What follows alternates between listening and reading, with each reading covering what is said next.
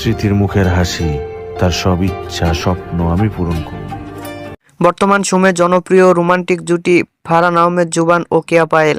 দিন দিন বাংলা নাটকের জনপ্রিয়তা বেড়েই চলেছে। সেই ধারাবাহিকতায় আবারও নতুন নাটক নিয়ে হাজির হয়েছেন জনপ্রিয় এই জুটি।